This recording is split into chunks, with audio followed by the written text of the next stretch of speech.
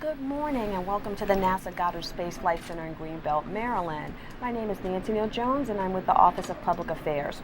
We're sitting in the Lunar Reconnaissance Orbiter Mission Operations Center in preparation for lunar orbit insertion.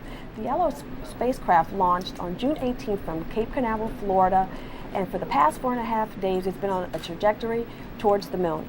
Now, in just a few minutes, the control engineers behind me will begin the burn that will put the spacecraft in position to be captured by the moon's orbit. We call this lunar orbit insertion. Now, the insertion burn lasts for roughly 40 minutes. Then for the next 3 days, the engineers may do a series of short orbit adjust burns each day in order to reach the desired 30 by 216 kilometer commissioning orbit.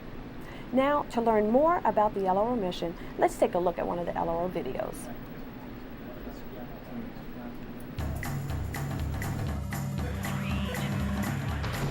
I think that it's in human nature to explore. Understanding the moon better will help us to understand our neighbors in the solar system. We're exploring the solar system here, not just the moon. The moon is the natural next step in our exploration of our own universe.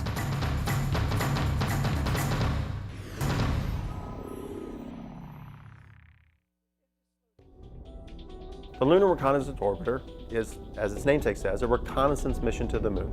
Our job is to take a suite of very powerful scientific instruments and make an atlas of the entire moon, in some places in very great detail. Topography, mountain heights, mineralogy, temperatures, abundances of resources, including potentially the intriguing possibility that there's water at the moon. We put all this together into a data set by flying low over the moon for a year.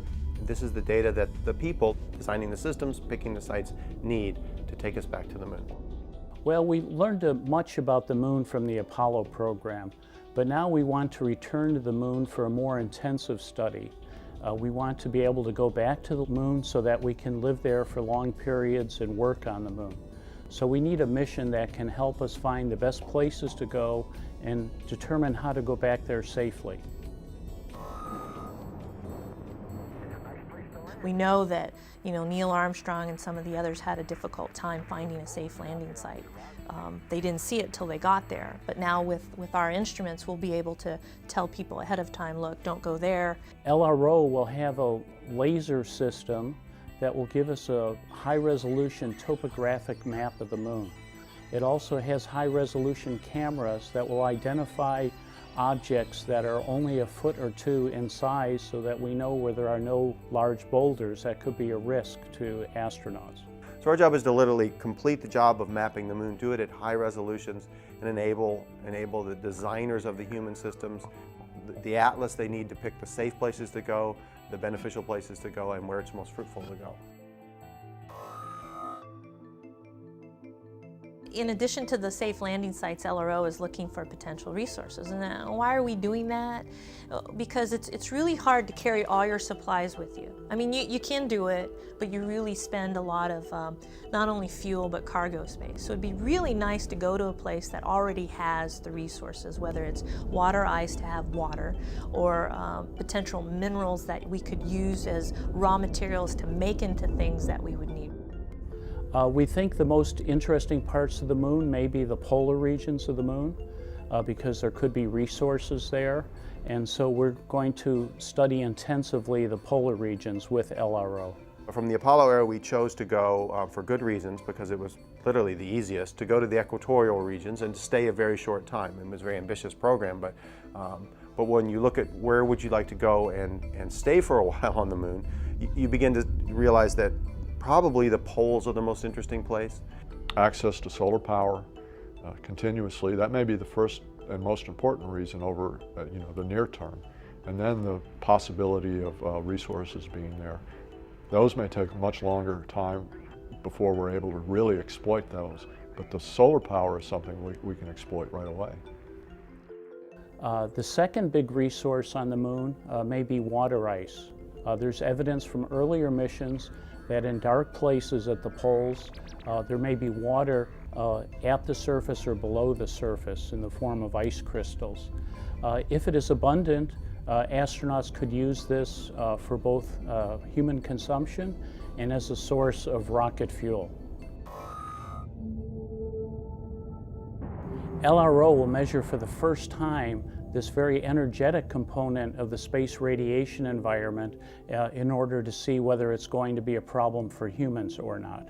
It was one thing to go for a handful of days in Apollo, and go when you knew that the sun was quiet, or you hoped the sun stayed quiet, and you took the risk, you calculated the risk of cancer and such, and you made a short mission. You're going to live there longer, you need to understand it well enough to go, here's what I need to do to protect myself. One of the things that we're looking for in the LRO mission is how the high radiation environment affects our ability to explore. So if we bring cameras or communication devices, how will they be impacted by the cosmic radiation? We need to protect our equipment as well as ourselves.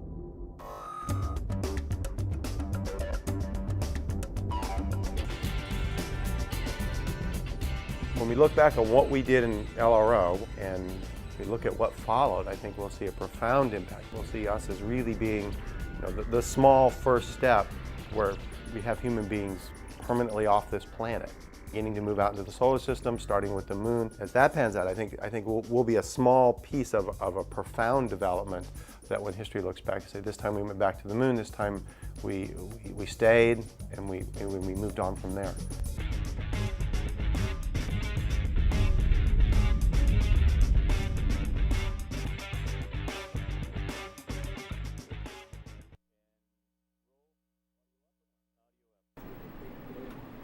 So as you can see, LRO is pretty critical to NASA's mission of returning humans to the moon.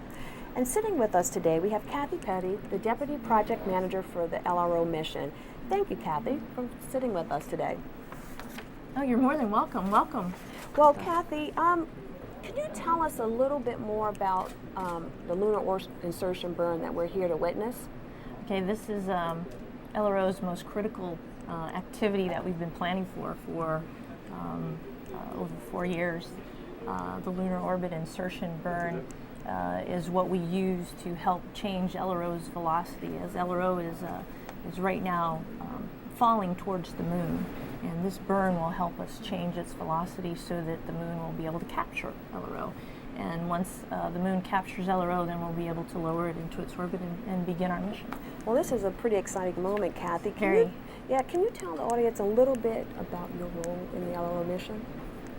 Well, I've been very fortunate to be the deputy project manager for this project and gotten to be able to work with these totally awesome people, that the engineers that not only designed and built and tested LRO, but the people that you see behind in the control center here, the mission operations team who work tirelessly to make sure that we're able to fly LRO and operate it to the moon and things. So I've gotten able to work with all these people and put together the whole aspects, the business part, the technical part. It's been a really cool job, and this is a really exciting moment for us. Well, LRO was a pretty fast-tracked mission from conception to development. Tell us a little bit more about, building LRO and testing it, integrating it at the Goddard Space Flight Center.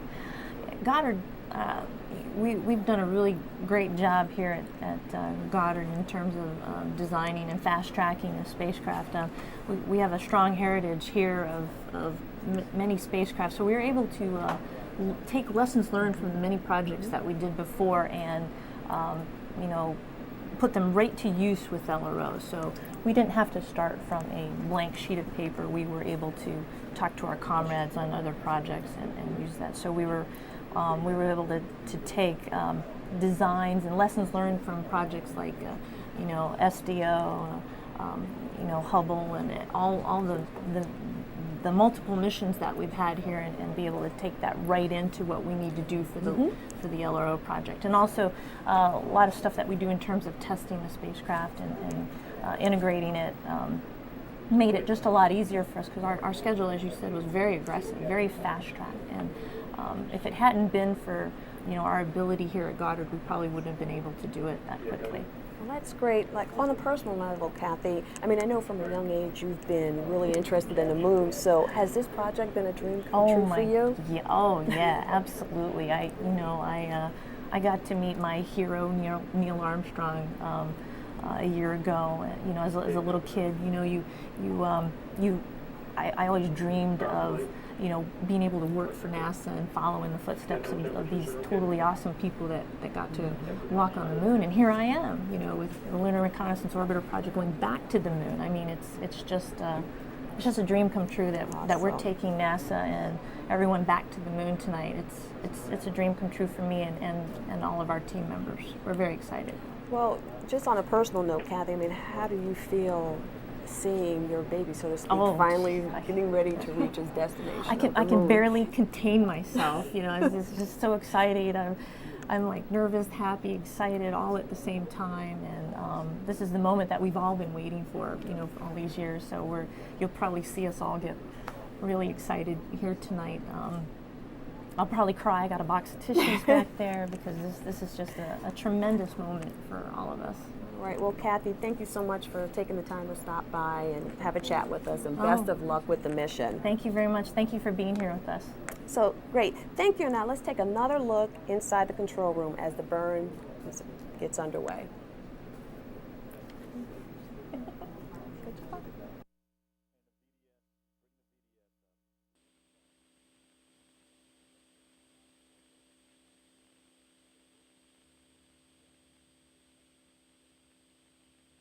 Light GNC, we're on target for the burn attitude. Copy that.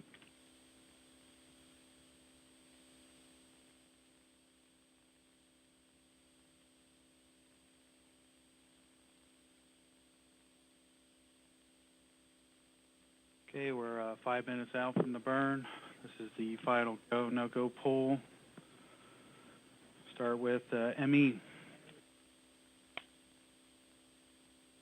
ME, go.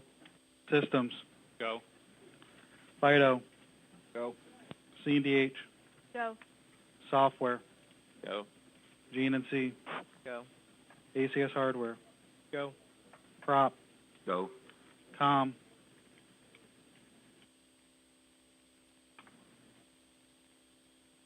Com is go. Thermal. Go. Power. Go. Payload. Go. Deployables. Go. Ops. Go. Okay, all systems are go.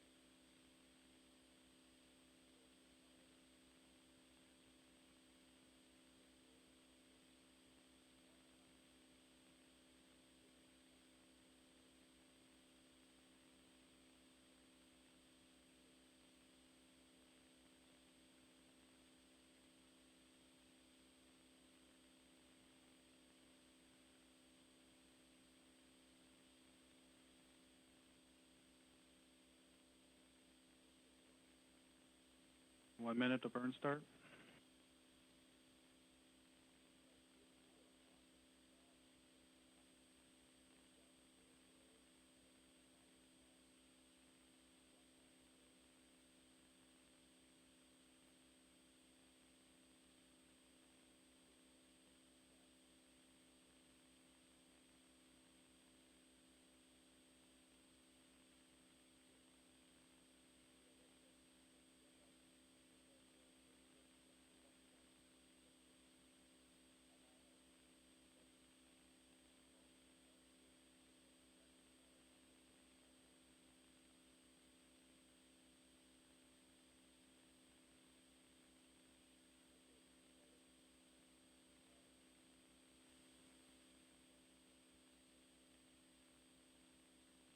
Ten seconds.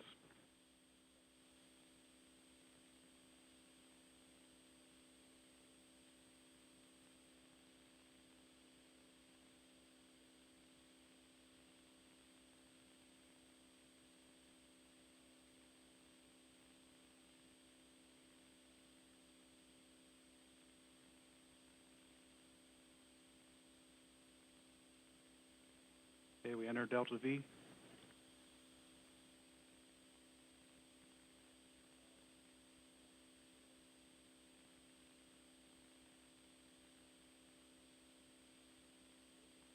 Flight, this is ACS hardware confirming all thruster currents are nominal. Copy that. We see the 3-degree transient we expected flight. Turning the corner. Copy. Prop flight. Head flight. Thrusters all look good. Everything looks nominal.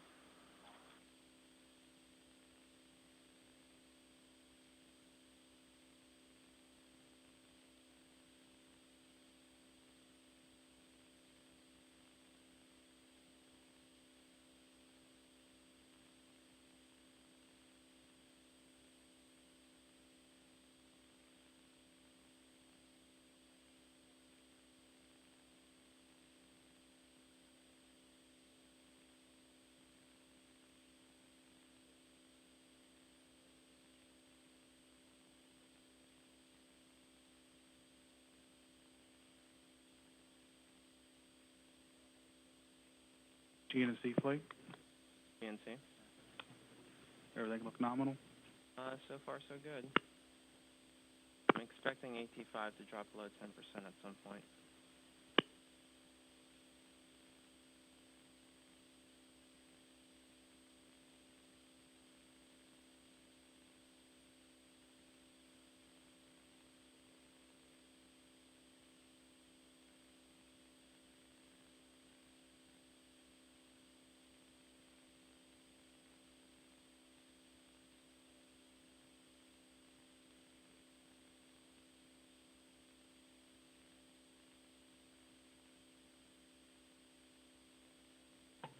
Prop flight.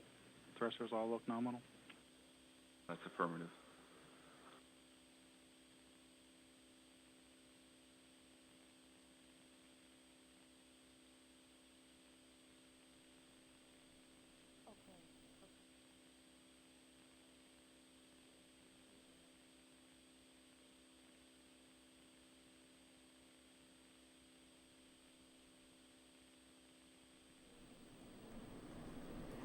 Okay, we have with us today Dr. Jim Garvin, Goddard's chief engineer. So Jim, can you tell us a little bit about what's going on right now? Well, Nancy, we're right in the middle now, beginning the critical burn, this firing of a critical rocket that will put LRO into its safe capture orbit that will allow it to begin in about a month its mapping. So this is the most important step of the mission right now that we've been dreaming of for the last 5 years. That's just great. So Jim, you were pretty instrumental in getting this mission off the ground. How did this project begin? Well, Nancy, it really began, if you think back to when we left the moon with Apollo and what was left from the samples. And in the aftermath of that, we thought we have to go back. And going back to the moon to do both science and the engineering to plan for human exploration is really what began LRO. And the president's speech in January of 2004 said our first step back is to open the frontier of the moon with something like LRO. Well, now we're here flying it. Well, that's just great. I mean, Jim, we sent humans to the moon, 40 years ago? Why do we need to go back?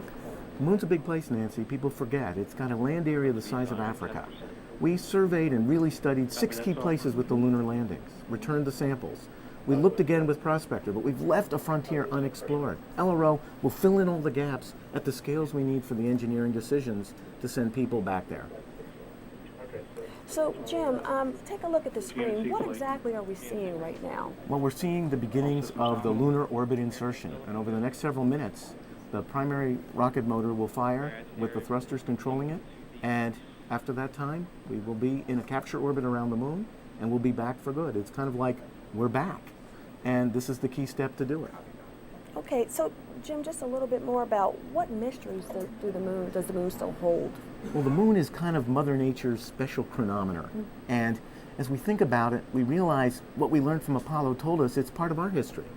So we're interested in not only extending what Apollo did, but discovering a new moon. One of the things is, does the moon sequester resources that we could use, scientific and for people?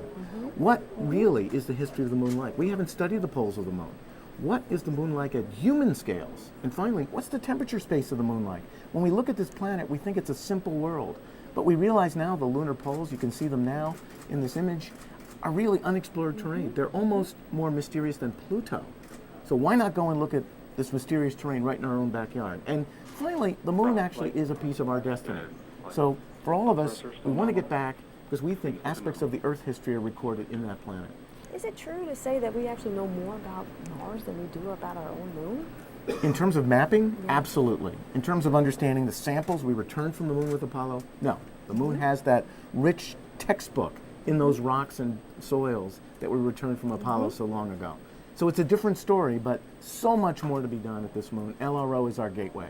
Excellent. So just tell us a little bit about what challenges might astronauts face when we go back to the moon. So when we go back to the moon, Nancy, ideally for a sustained presence, the things we need to know are the kind of things civil engineers plan for.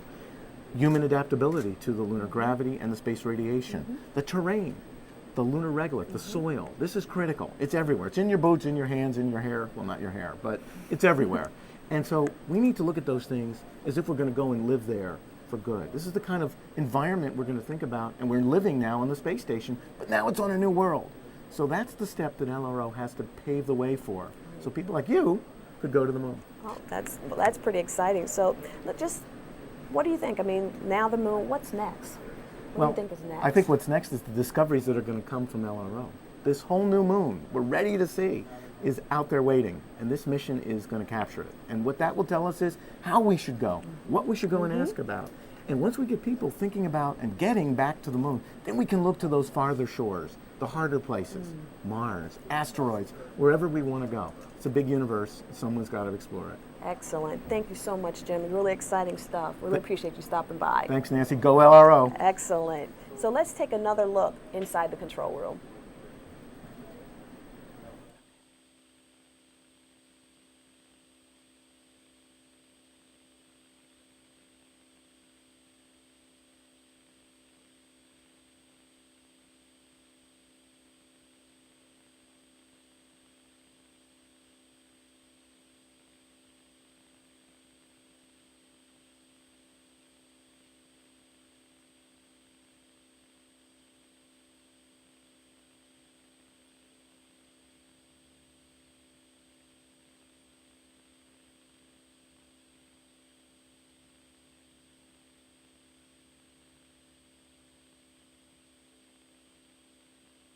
Delta V time at 20%.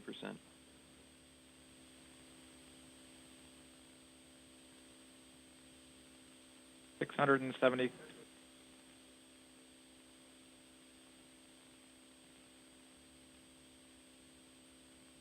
G to C flight. PNC. All systems nominal. So far, so good.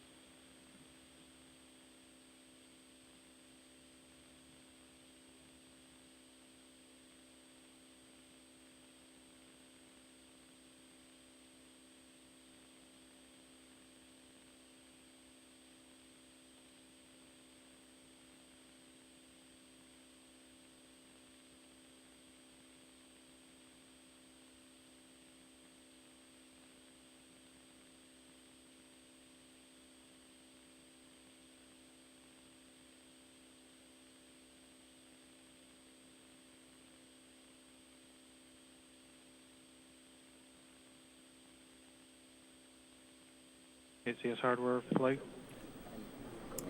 Okay, we have confirmation that the burn is underway. We're only 1-3 nominal. 600 kilometers away from the moon.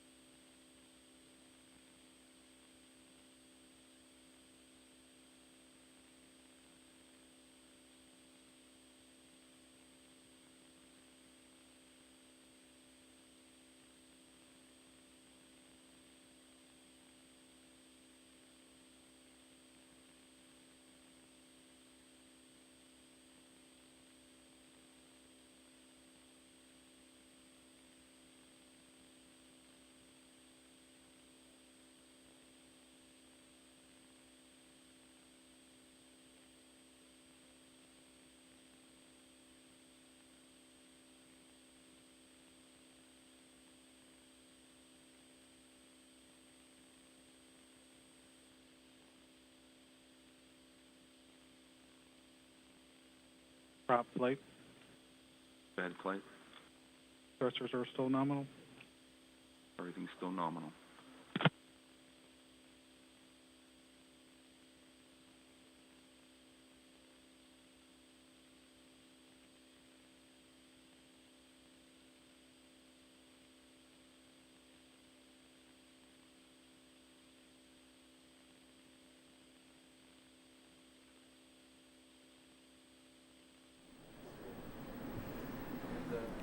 Okay, the team in the control room is hard at work. Now let's take a closer look at all the teamwork that went into making this mission possible.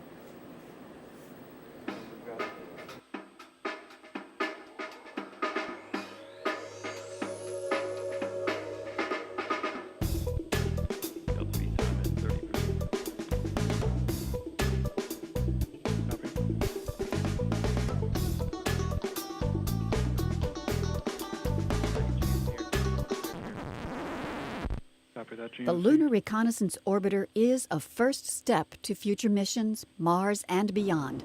But a lot has to happen before we get there, and one woman plays a key role. I plan how to build a spacecraft every day. We have a large team and we have to plan every day what everybody's going to do on the spacecraft, and so I try to coordinate all those activities. Yeah, instruments on one side. I have a team of people that help me out, and they take shifts and we work together to make sure that things keep moving. Well, Goddard has the responsibility of managing the mission, and we are also responsible for building the spacecraft bus and integrating the instruments to the bus and doing the system level test and integration, and then also doing all the processing down at the Cape to the launch vehicle. There's chemistry involved, there's getting the right mix of people that complement each other's skills, and when you have that all together, you can work very efficiently and come up with a great product. I think in the amount of time that we were given, that it's really we've done an incredible job trying, getting this whole spacecraft together, putting 7 instruments, which is not insignificant to put together, and I think as a team we've worked really well together to come up with a great final product. One woman's leadership and outstanding teamwork are the building blocks of NASA's Lunar Reconnaissance Orbiter mission. Go to nasa.gov/LRO to learn more about this mission. Well, with us now we have Dr. Lori Leshin, Goddard's Deputy Director for Science and Technology. Hi, Lori. Good morning. Good morning. So it's just remarkable how much work the team has put into this mission, isn't it? They really are the dream team, this Goddard group that has put this mission together. They're doing great, and the burn's going great. We just heard we're at about 450 kilometers above the moon, so everything's going nominally. We're so excited to be at the moon today. Excellent. So tell us a little bit from a Goddard perspective, what does it mean to have such a large role in this lunar mission?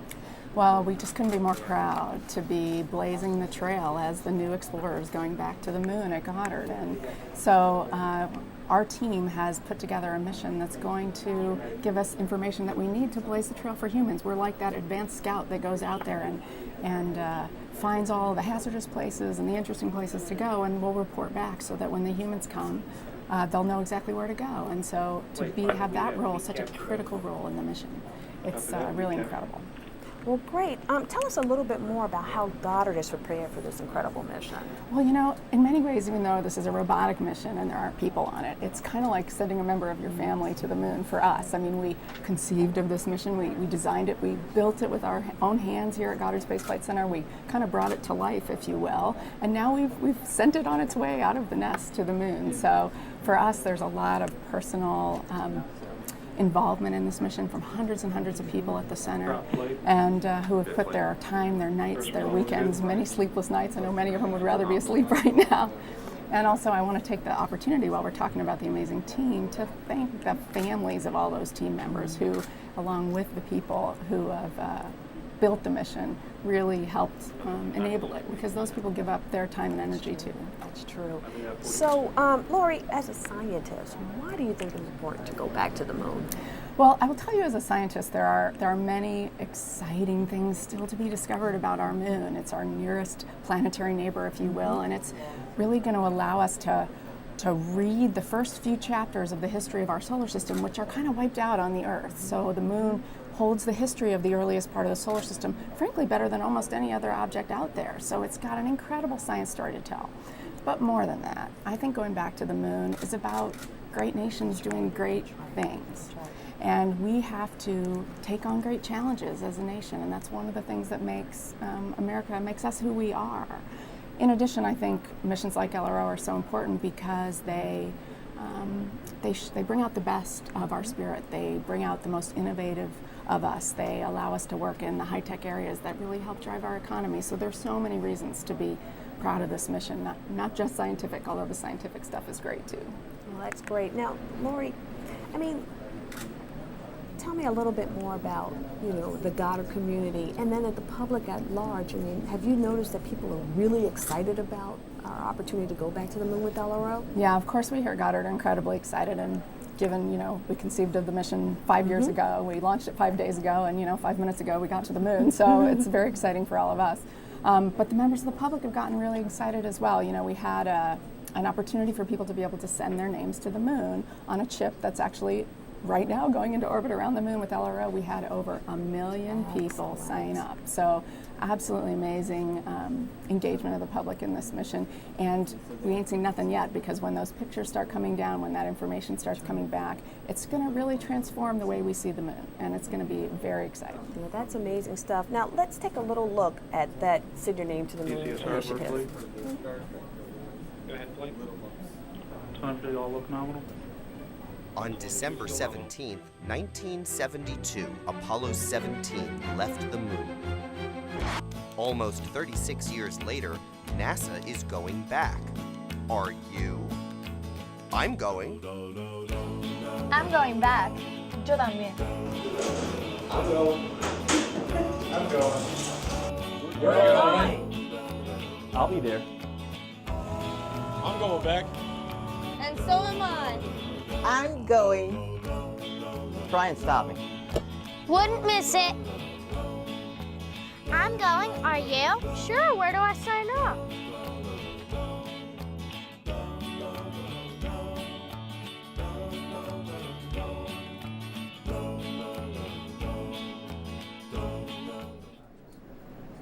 Okay, thanks again, Lori, for joining us. And we're going to take another look at the control room as the burn continues. And how long is the LOI do we visit before we see an eclipse?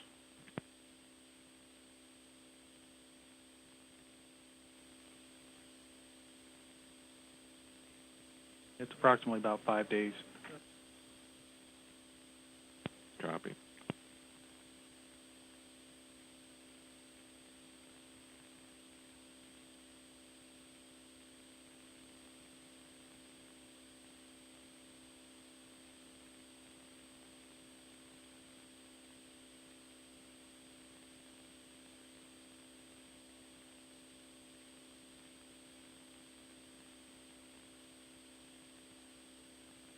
Delta V time at 50%.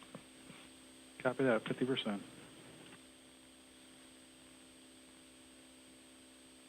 TNC flight.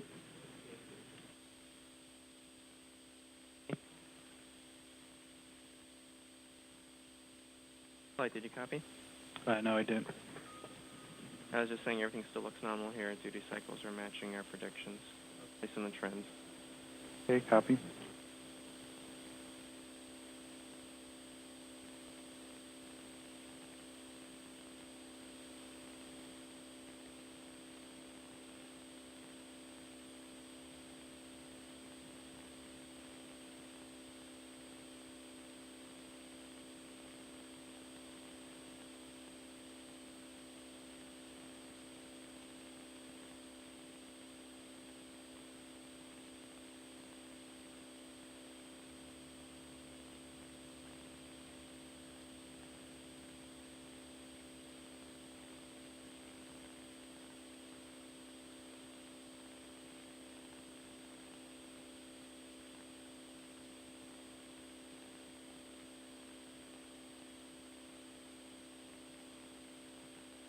Flight, we have stable capture about the moon. Copy that, stable capture.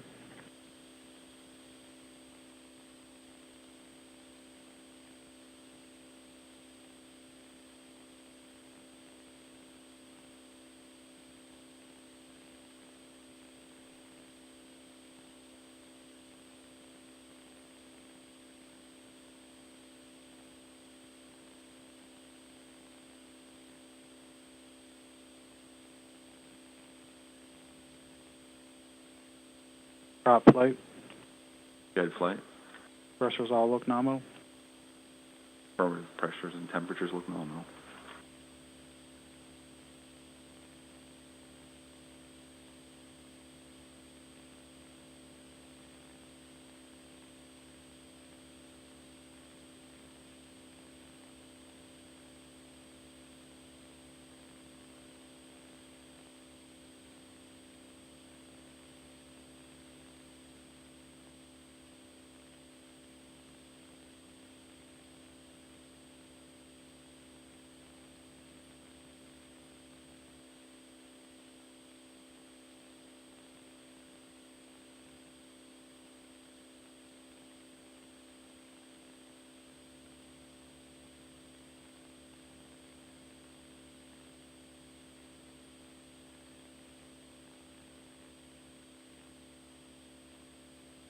TNC flight. TNC? Completely look nominal. Yeah, everything looks good. Flight, Fido, we've reached periapsis at 280 kilometers.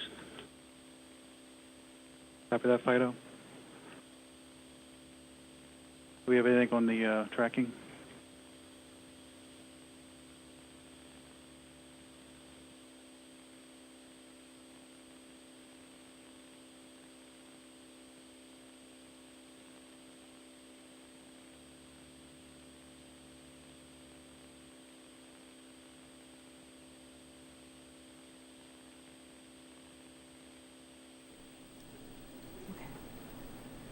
We have with us right now Dr. Mike Wargo, NASA's Chief Lunar Scientist. So Mike, can you just give us an update on where we are with the burn?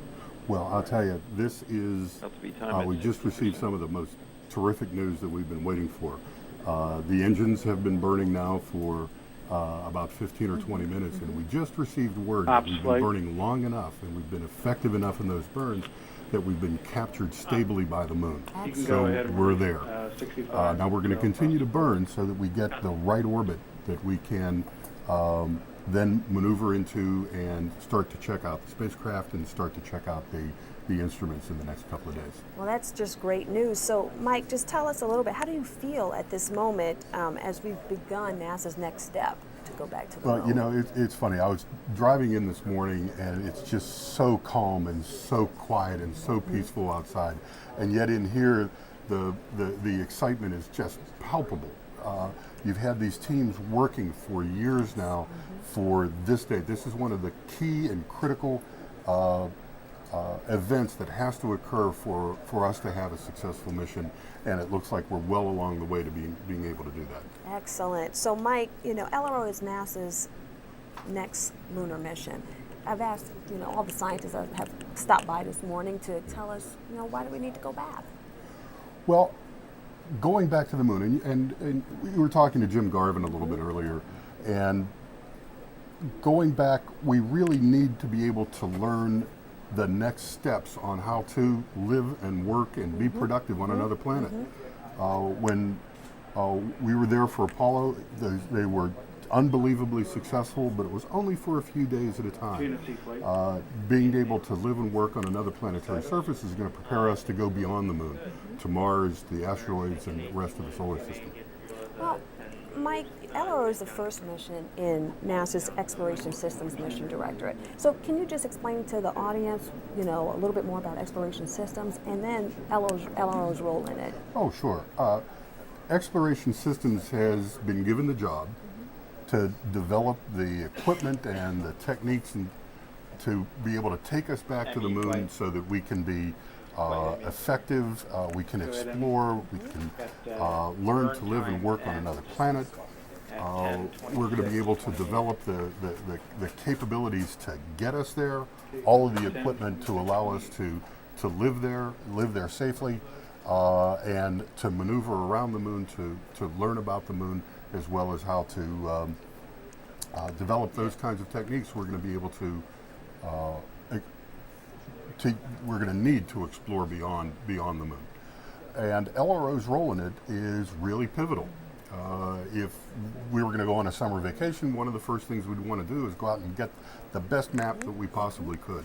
Well, LRO is going to provide a full atlas of all kinds of information about the moon that we're going to need to, first of all, develop that equipment so that it works well and works effectively, as well as to find those places on the moon where we can really understand not just the evolution of the moon, but really, as Jim was indicating, it's really a witness plate to the development of the whole solar system.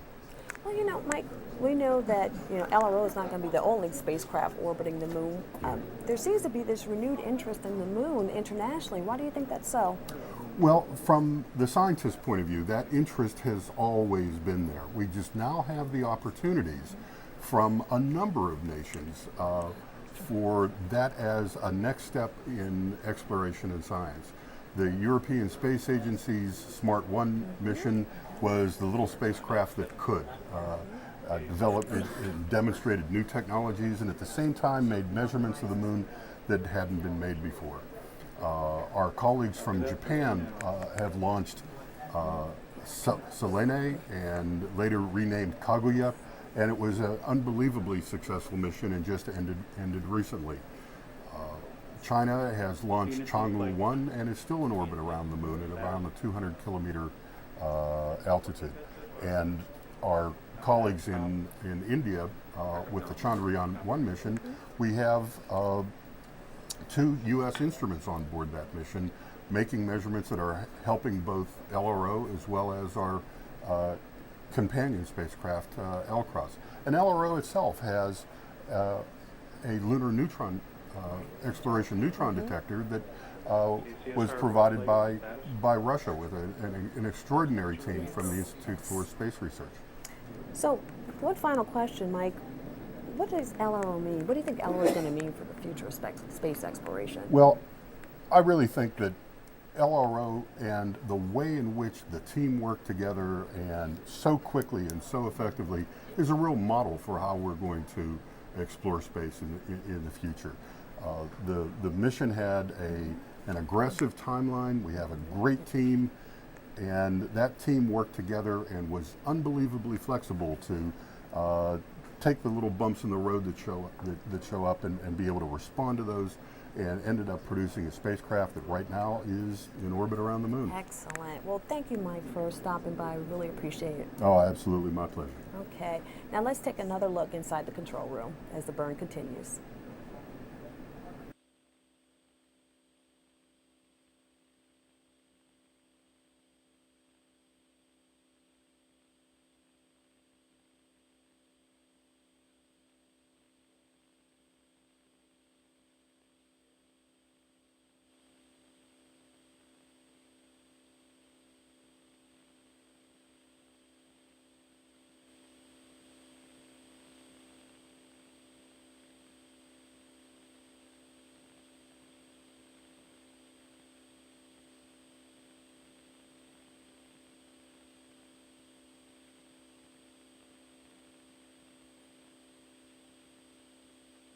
Copy that, 10 hours.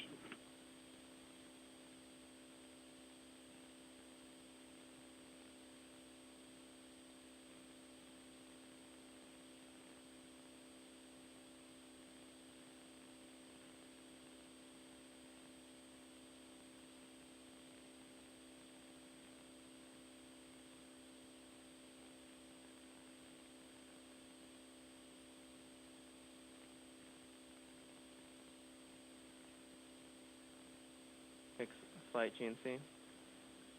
Flight, go ahead.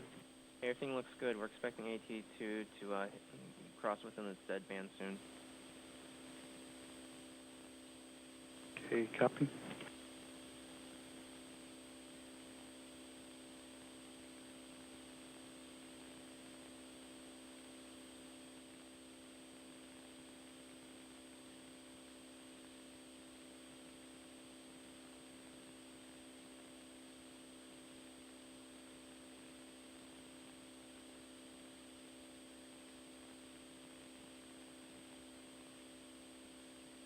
Delta V time at 80%. People listening.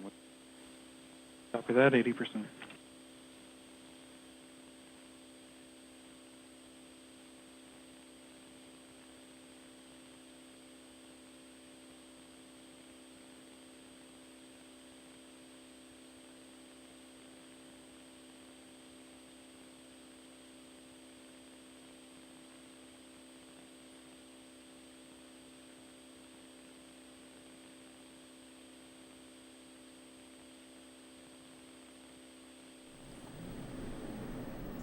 Okay, let's take another look at one of LRO's videos. LRO Scouts for Safe Landing Sites.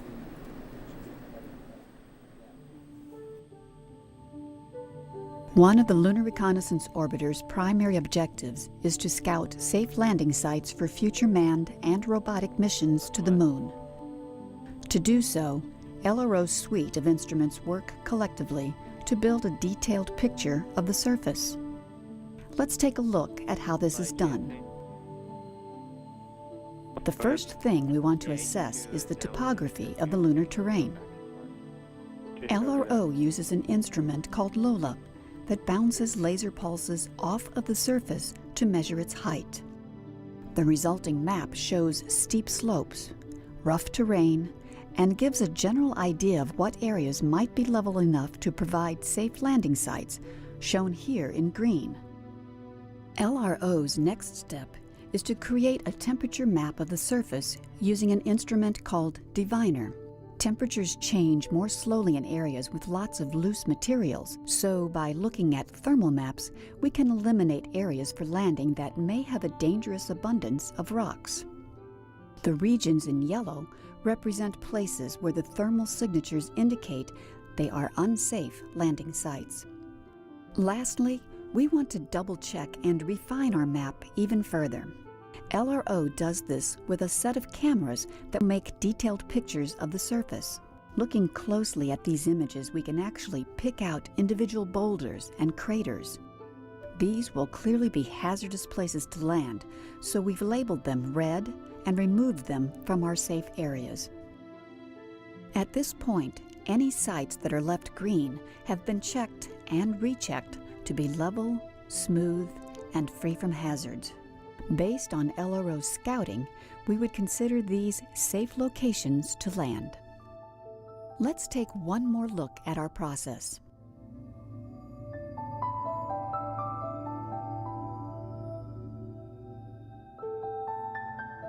It should be noted that while it is absolutely essential to find safe landing sites, a safe place to land is not necessarily an interesting place to land. When it comes time to pick the best landing sites, many other factors and measurements will be taken into account. As astronauts make their descent toward the lunar surface late in the next decade, they can thank NASA's Small Robot Scout LRO for showing them the safest approach.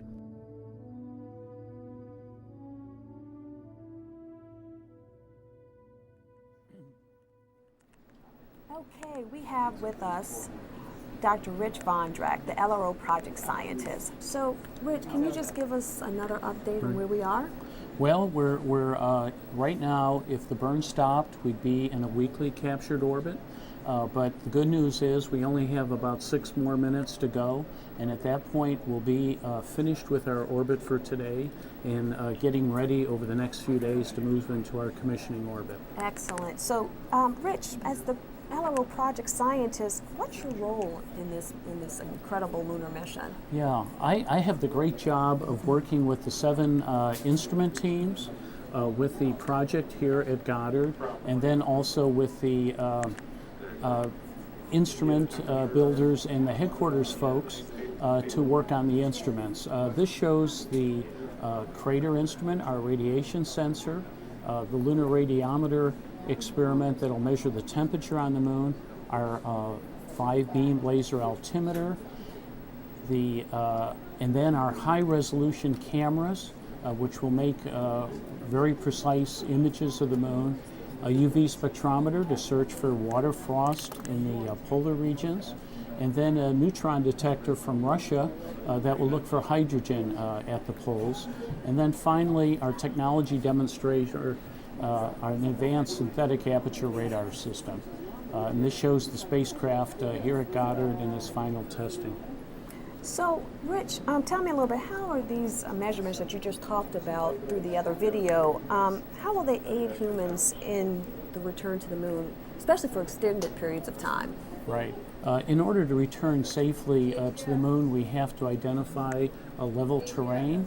Our 5-beam laser altimeter will measure precisely the unevenness of the terrain and identify here in green safe landing sites. We look at the temperature of the moon, and from the temperature variation we can tell rock abundances.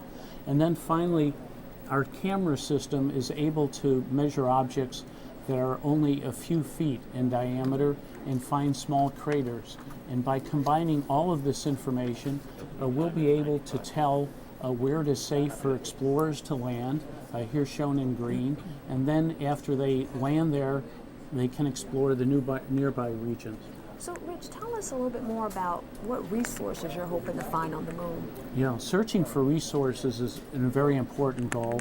The one resource we know that is on the moon is nearly continuous sunlight. When explorers land in the equator, they're faced with 2 weeks of sunlight and 2 weeks of darkness. This video here shows the normal variation of sunlight on the moon. The moon rotates in 1 month. But here at the poles, we see that there are regions that are high elevations, like hills or small mountains, where the sun shines nearly all the time. And explorers can use this sunlight as a source of electric power and of warmth to survive for longer periods than they could at the equator. Also at the poles, we see that there are permanently shadowed regions, the bottoms of craters, that get very, very cold, here shown in blue. And we think that over the course of the last 2 billion years, water and other volatiles on the moon may have settled here, and then they've condensed and they can be used as a resource for not only human consumption but also for rocket fuel. Well, that's just great. I think I just heard that we're about 20 seconds from the end of the burn. That's a very important milestone. So just tell us, are you I mean, hearing that, are you really excited to learn? What are you hoping to learn from LRO? LRO is going to give us an atlas of the moon. It'll start to unlock the secrets of the moon, and there are many interesting places on the moon, but I personally am most excited about what we'll learn about the polar regions. The polar regions are the terra incognita, the unknown lands, and we think that those are going to be important destinations, and we're very excited about what we'll learn there. And now they're just telling us All stations, this is Blake. Congratulations on a successful LOI. LRO has returned NASA to the moon. News.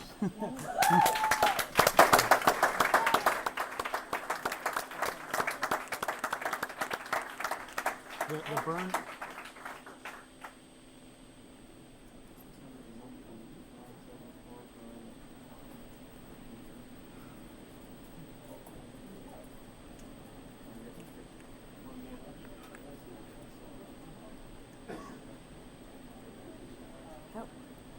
Okay, we're really excited here in the Lunar Reconnaissance Orbiter Mission Operations Center. We have just been captured by the moon, and we are at our, 30 by 216 We're a little bit higher than that. We're going to trim the orbit over the next few days. But the good news is we are in lunar orbit. We're not going past the moon. We're there to stay. We're ready to start doing our checkout of the instruments. Over the next few days, we'll be turning on the instruments, and we hope to make data available in images as soon as we can.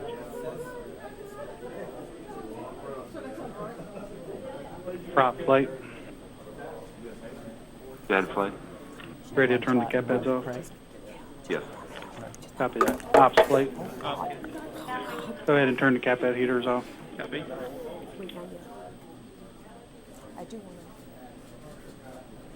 I do want to, they want to do these congratulations. I do want to ask you this images question. I just said You did, but I don't know if they heard you.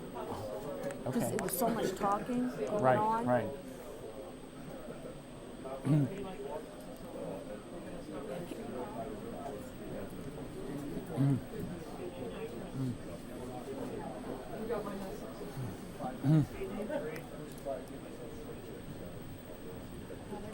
Can we?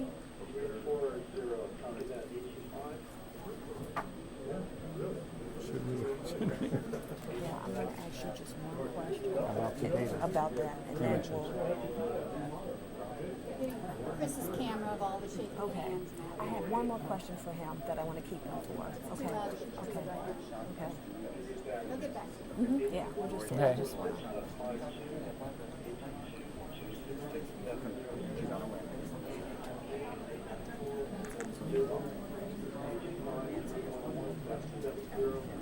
Prop plate.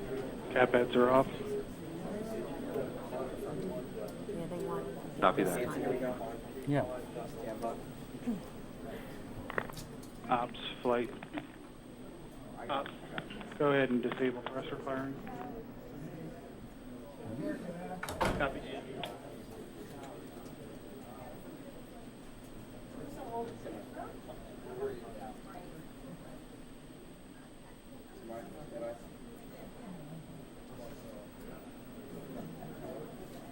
Okay, as we see all the excitement going on in the control room, I have one final question for you, Rich. When will we be able to see the images from the LRO spacecraft, now that we're safely in orbit around the moon? Yes, now that we're there, we start the job of turning on and calibrating all of the instruments on LRO. We hope to have the camera operating in the next couple of weeks, and then as soon as we get some images from our camera, we'll make them available to the public. The mission continues doing the checkout of the instruments for about the next 6 to 8 weeks, and then in August we move into our normal mapping orbit. Well, great. Congratulations, Rich. Well, Thank you very much. This is wonderful. Okay, let's go back to the control room.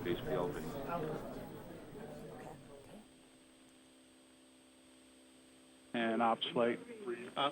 Go ahead and close the HPLV valve. Primary redundant. Primary. Copy.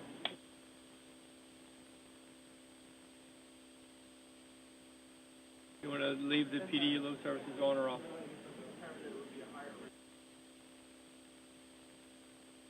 You can go ahead and turn them off. Copy.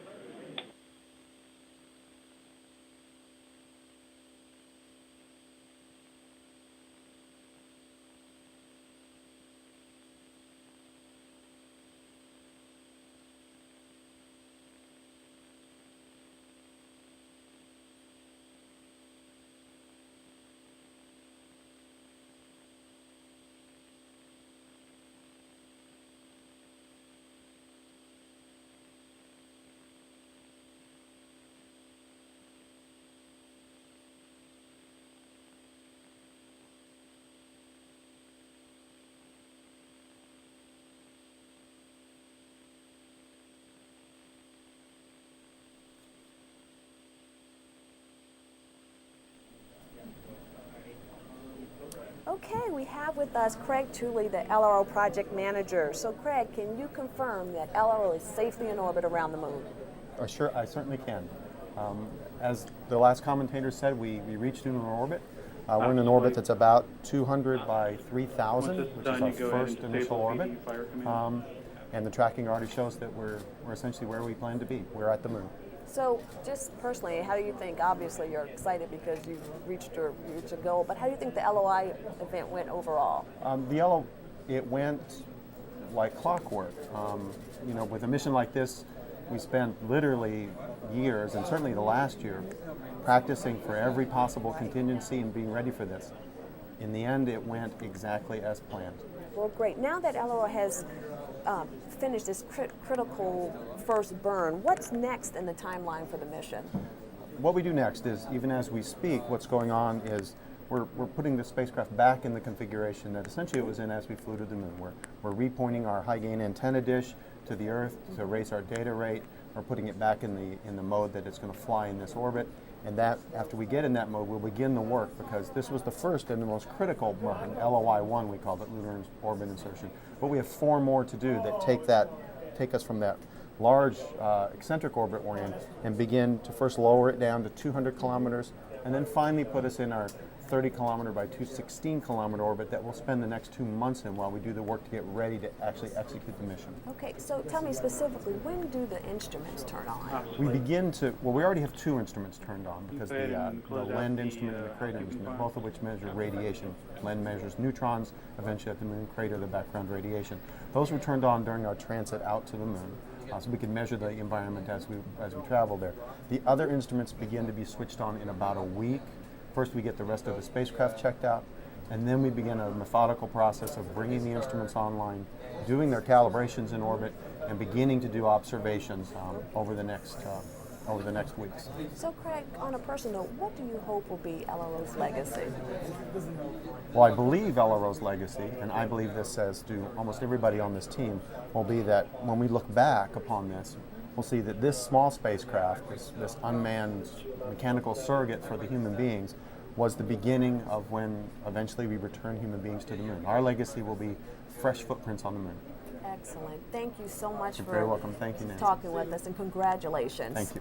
Thank you. Oh, yeah.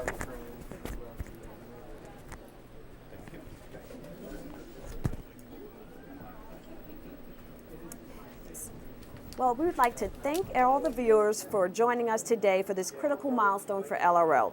We look forward to learning more about the moon's features, environment, and topography, courtesy of LRO. Thank you, and have a great and LRO day.